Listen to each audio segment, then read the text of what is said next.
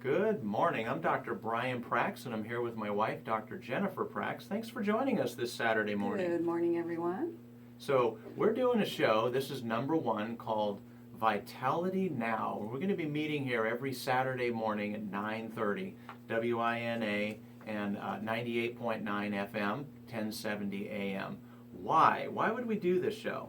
Dr. Jennifer and I have been in practice 21 years now, coming up this year, and we have seen a lot of different things. Before we start out on the show, why don't you tell us about your practice? Who are the little patients that you see? Well, my practice is exclusively babies, newborns, young children, and pregnant mamas and mamas trying to get pregnant.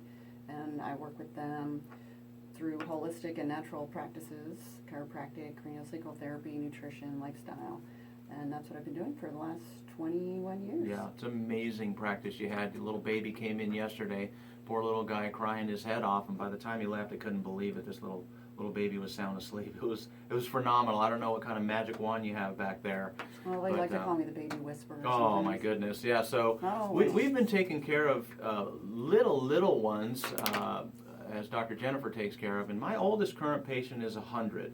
So far we're from a couple hours up to 100 years old, and we're very, very passionate about helping people out. And Vitality Now, again, is all about health and healthcare status here in America. So let's go ahead and get started. We're going to do a little bit of, we thought we'd do a little coffee clatch here today for you and talk about, have a few questions and a few things we want to go over. One of my favorite drinks. Yes. So we started out in 1996, the two of us graduated from chiropractic college and started out taking care of the general population, as Dr. Jennifer said, taking care of little babies and pregnant moms.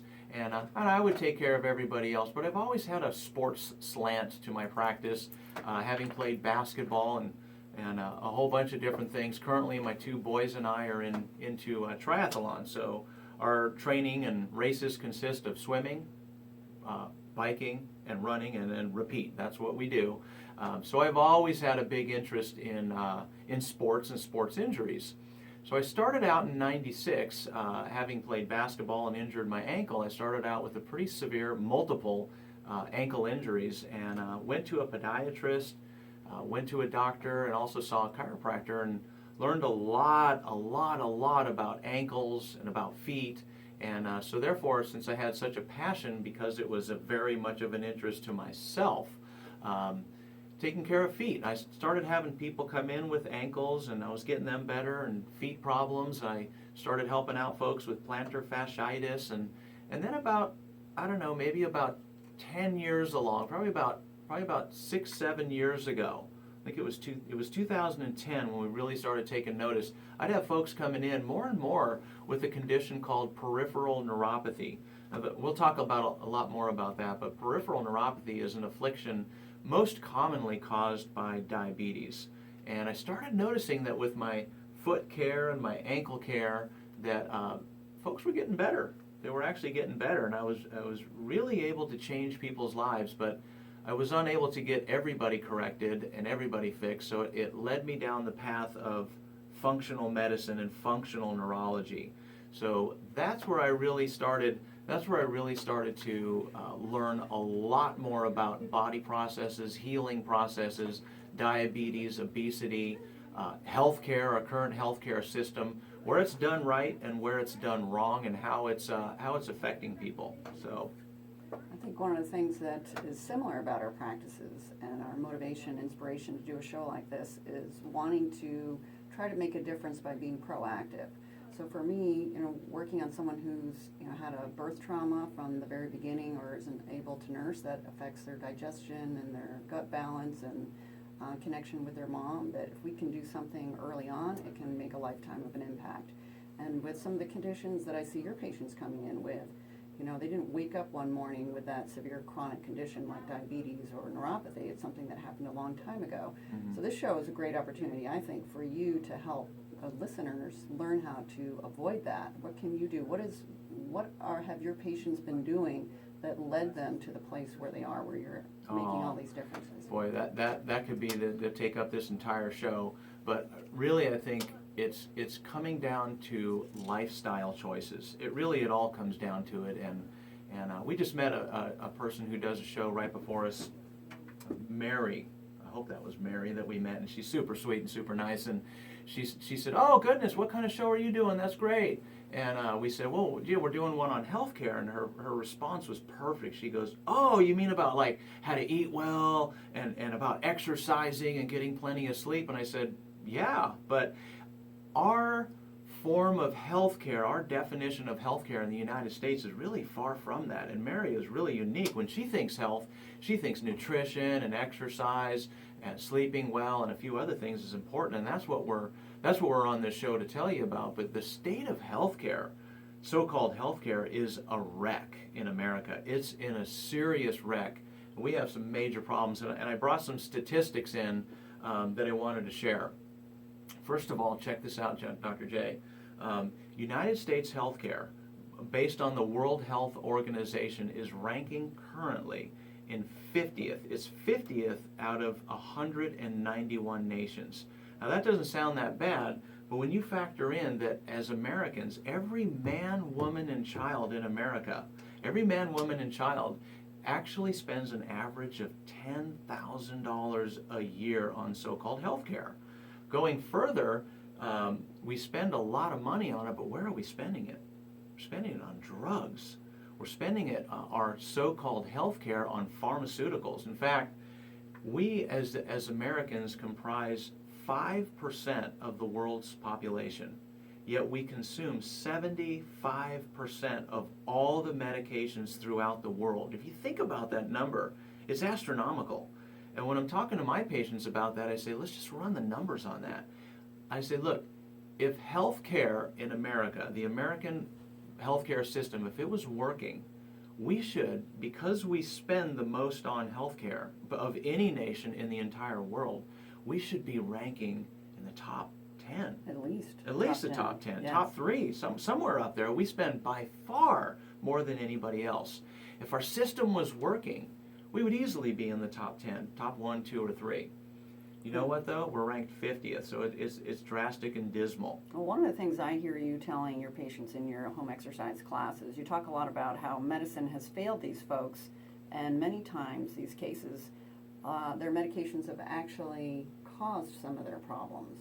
And a lot of people don't realize that they're coming in for conditions, being treated for conditions, and those medications actually are contributing to some of the problems or causing It's crazy. So for you listening right now, you've got to pay attention to this statistic. It's absolutely alarming. And that is, since we're on the topic of so-called healthcare, you probably have heard of a little organization called the AMA.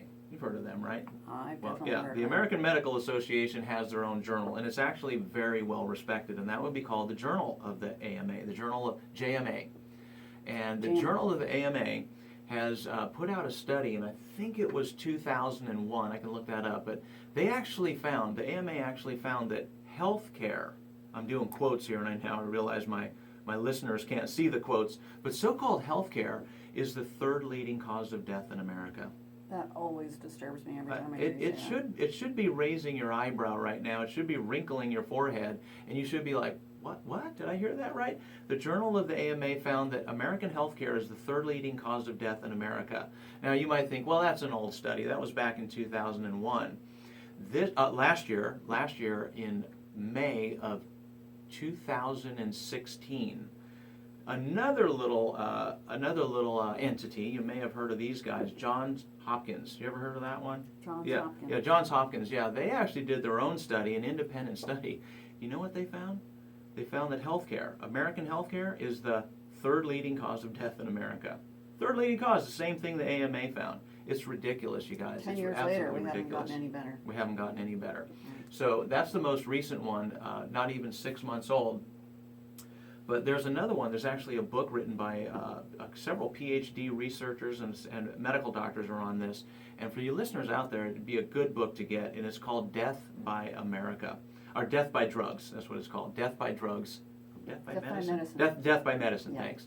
It's called Death by Medicine, and it has shown through their research that American healthcare is the #1 cause of death in America.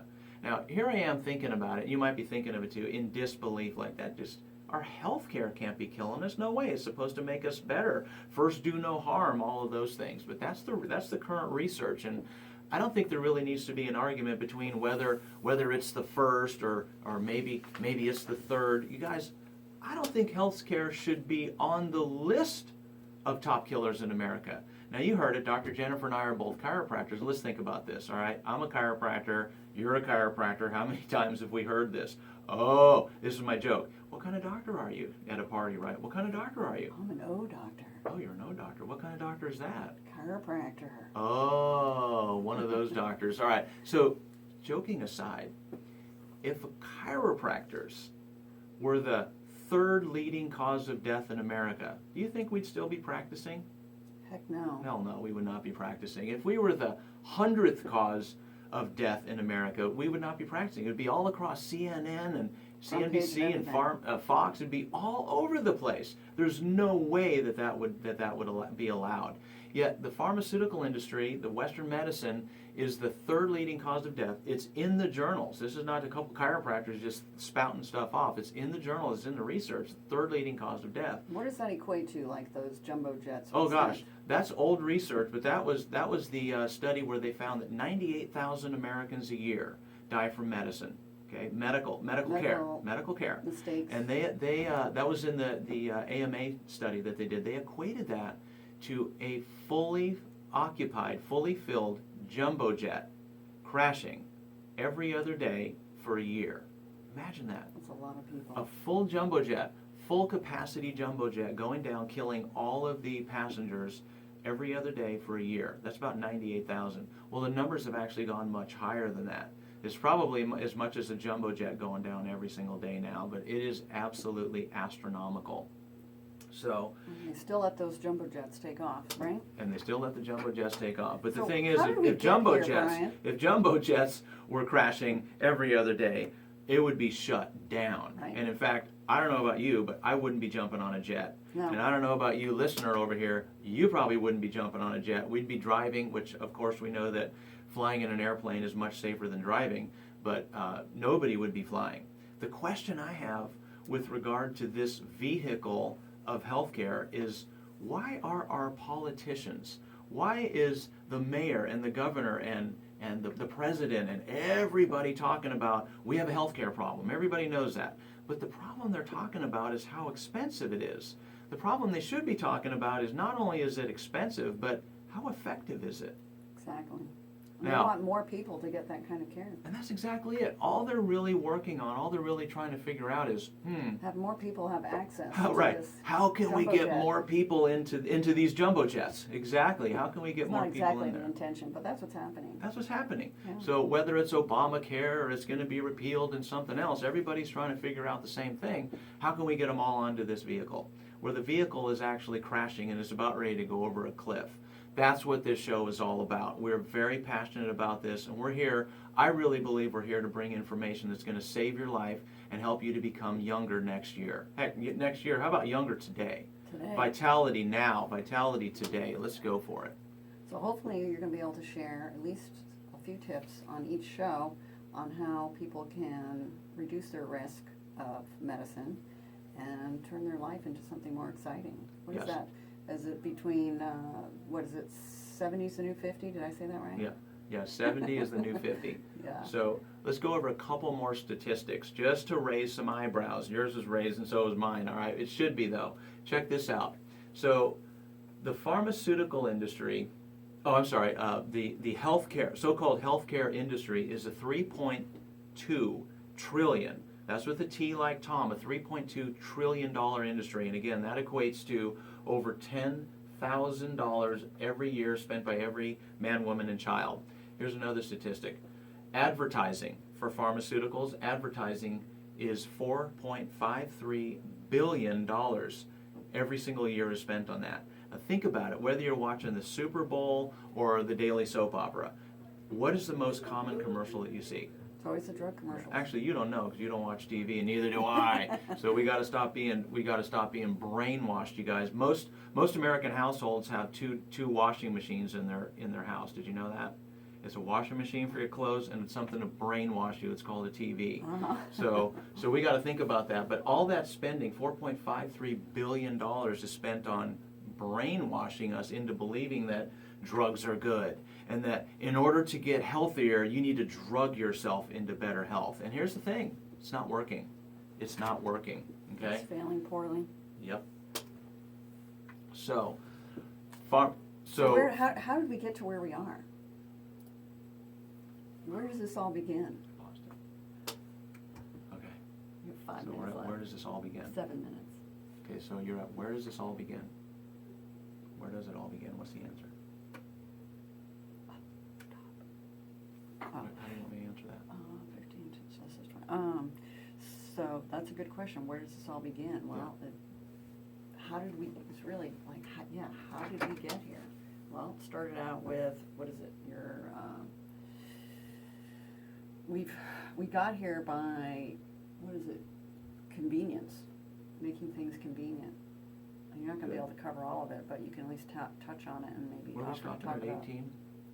We're almost done. 22. We're almost done. Well, 18, no, I'm supposed to give you a warning at 18 or 19 minutes, Okay. and then you can go to 22. So how did we get here? So where we got here was out of convenience. I really believe it's convenience. Ready? Yeah, and then medicine's treating all those. Yeah, so that's a good question. Where did we get here? How did we get here? I don't know. I think it really boils down to the old American lifestyle, convenience. We want it easy.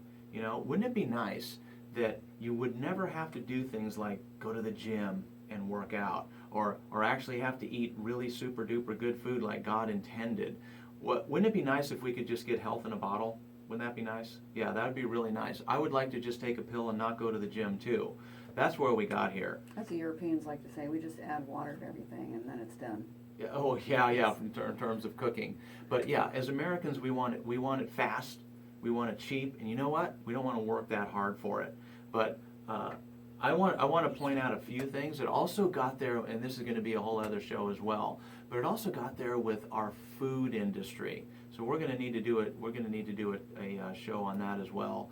But did you know, Dr. Jennifer, that as Americans, we average 150 to 170 pounds of sugar a year.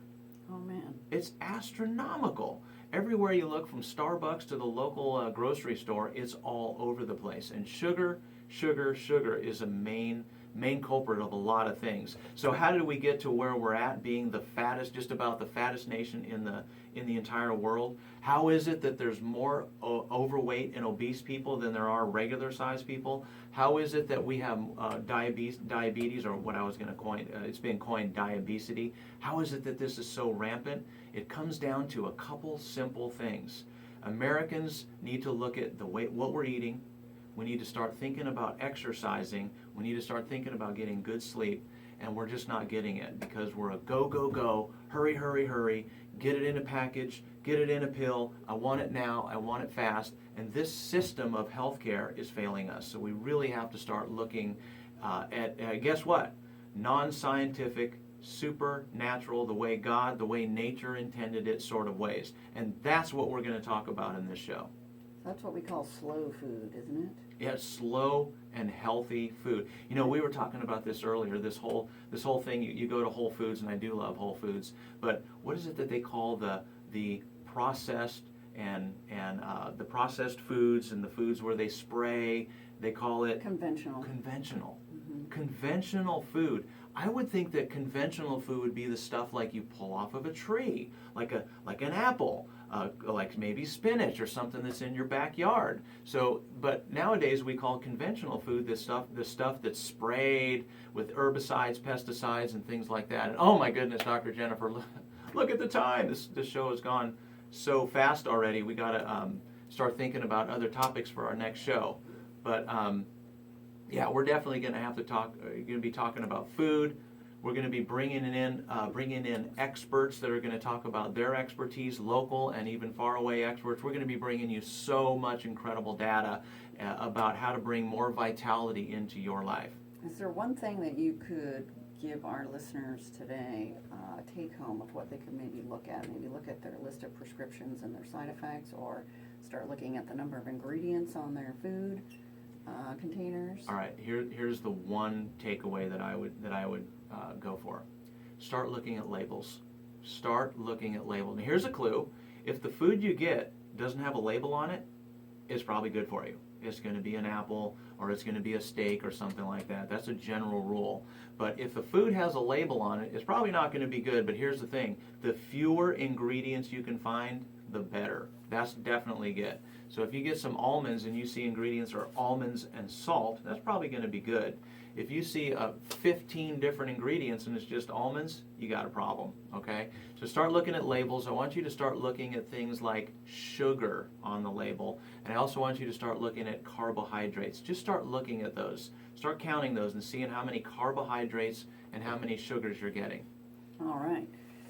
So this has been fun, and if you want our listeners, if they want to give us any feedback, they have questions for you or suggestions for a future show, they can contact you through the practice at chroniccarecharlottesville.com. Yeah. And you'll get that information. And if you missed any part of today's show or you want to share it with a friend, you can go to wina.com. That's the radio station's website under podcasts, and you can always look that up at any time.